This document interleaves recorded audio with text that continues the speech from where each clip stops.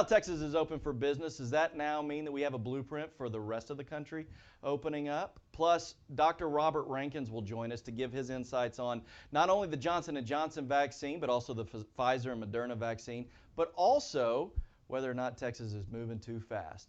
Those topics plus Dan and I will give you our final thoughts today on the BizPo Show.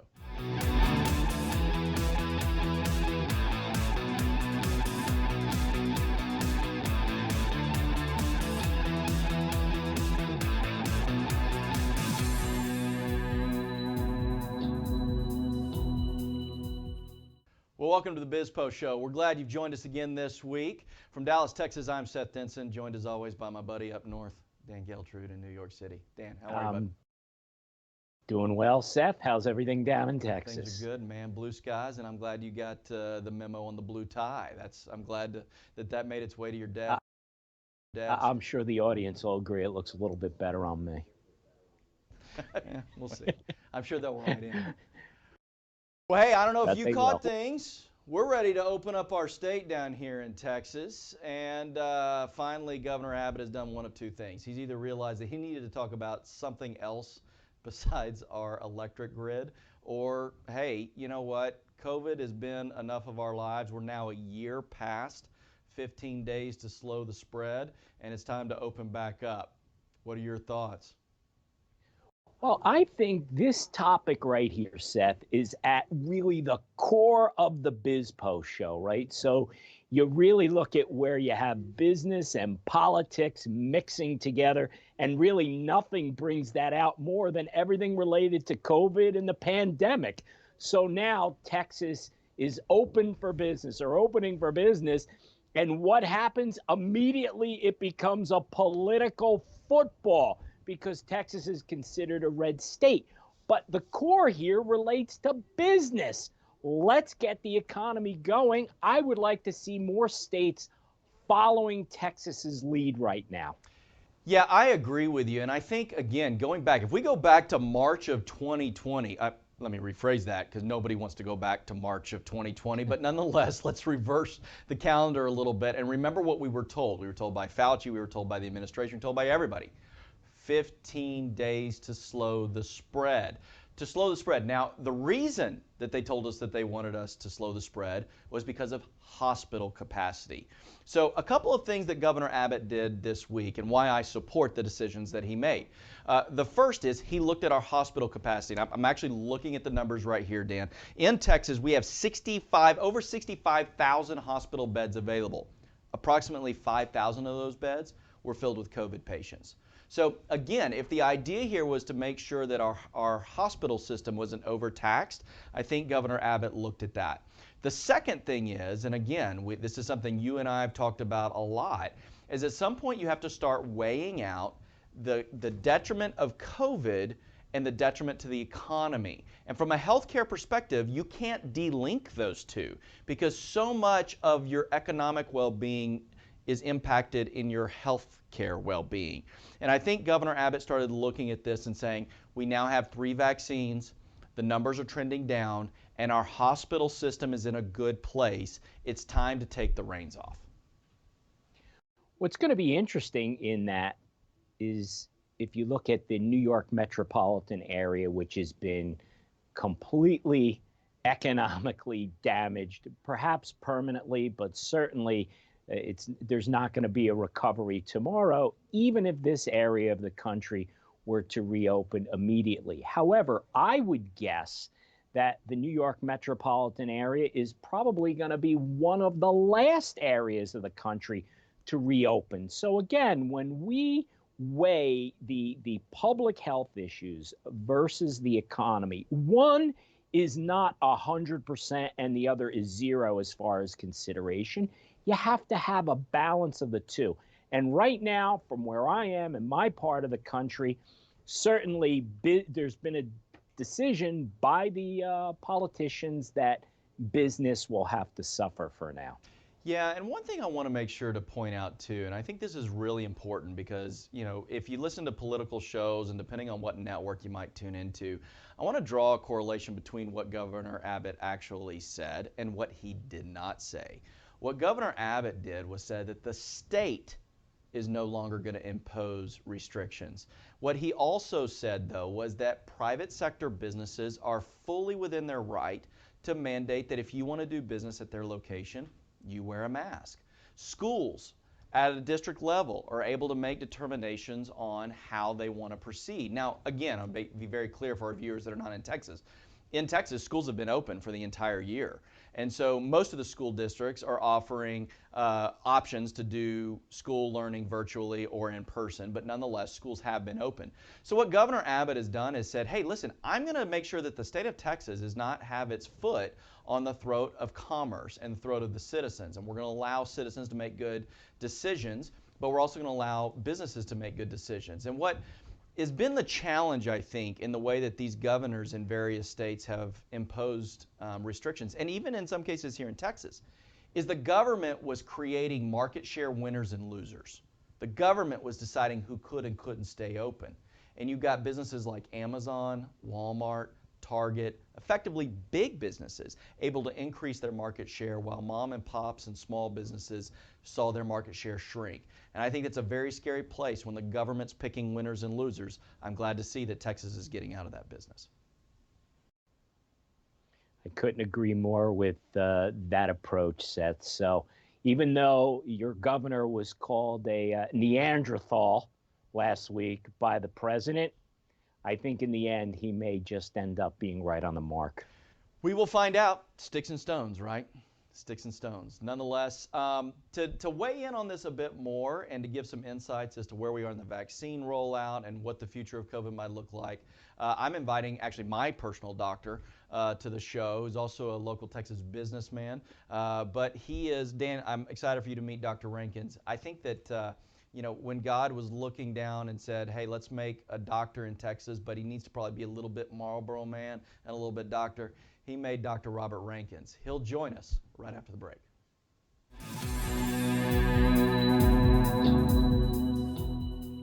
Welcome back to the BizPo. As we mentioned before the break, we're excited today to be joined by a friend of our show, friend of mine, Doctor of Emergency Medicine, Robert Rankins, someone who I turn to a lot of times to get information on what's going on in the medical side of things.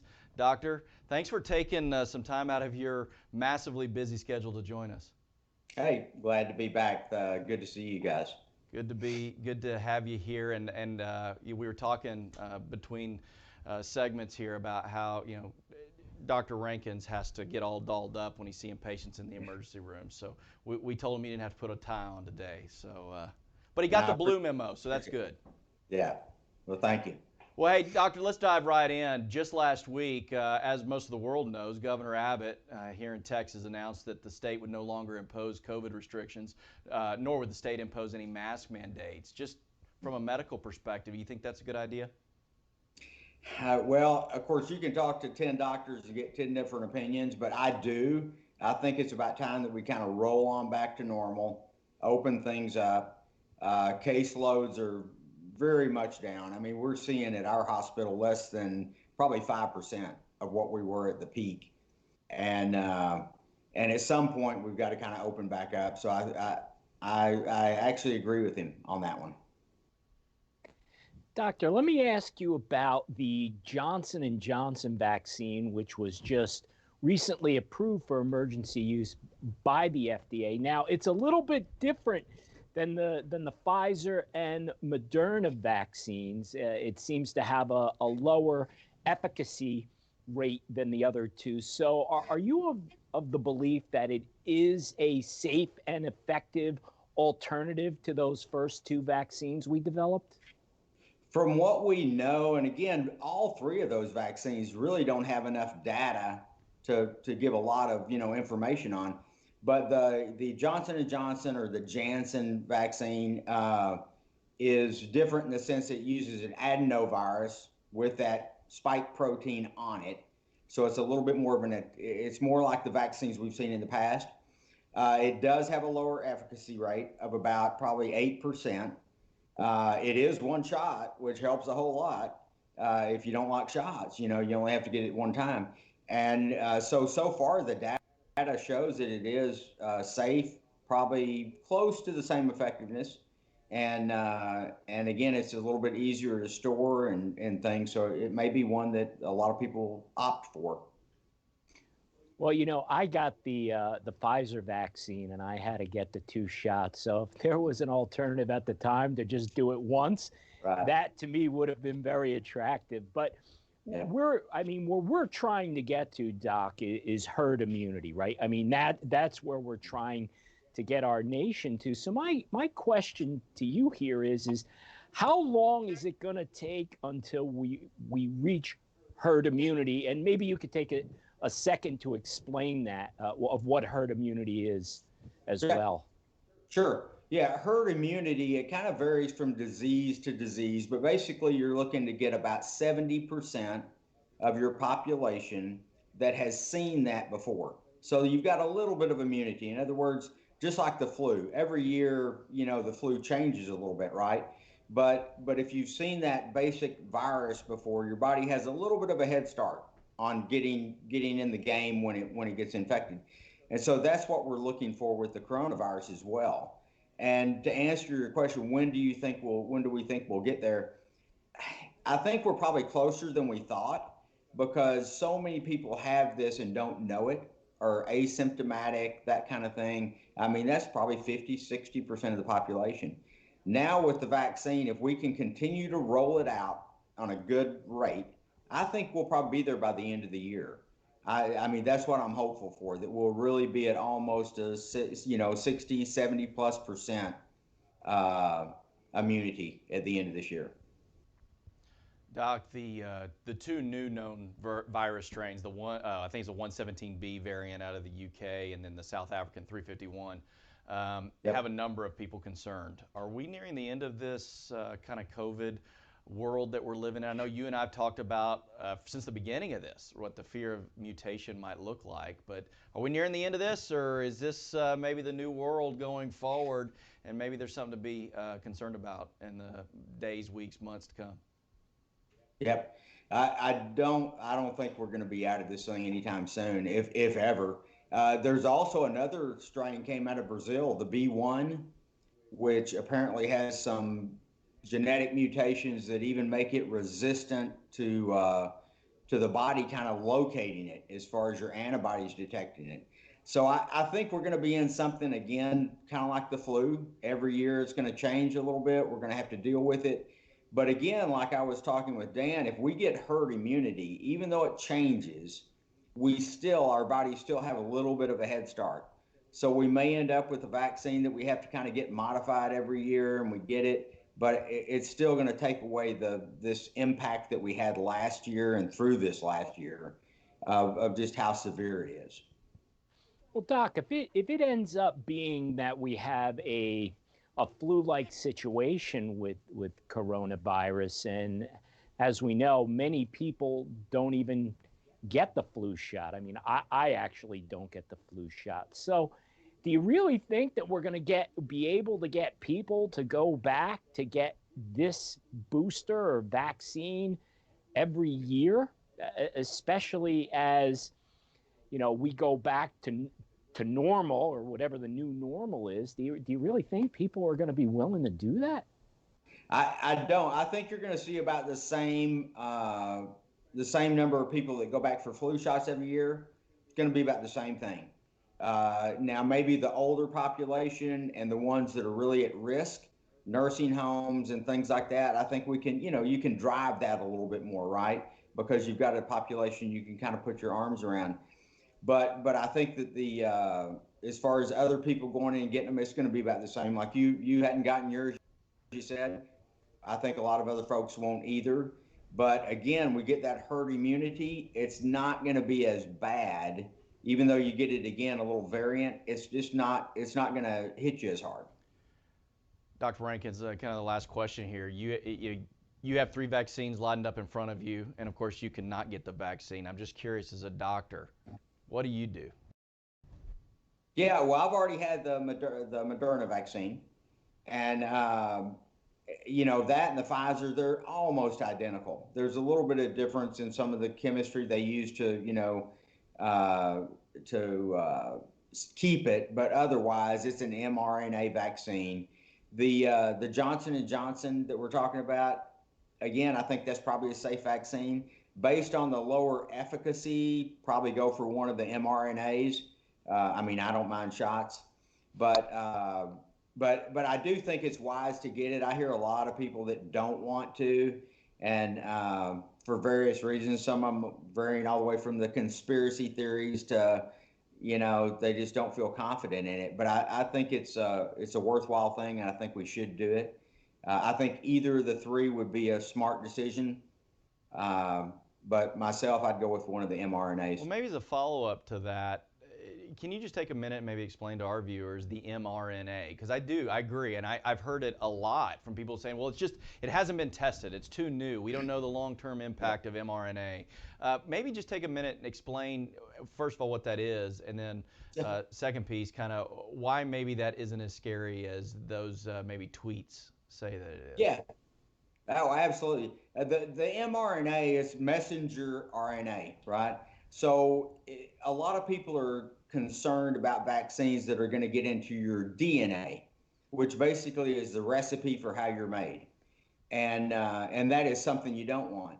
But the way I kind of explain it to people is, if you can imagine that your cells in your body are a kitchen, right? And in your kitchen, you've got all kinds of ingredients: salt, pepper, flour, whatever it might be. And then in the middle of your kitchen, you've got a recipe box. And in that recipe box, you've got all your recipes.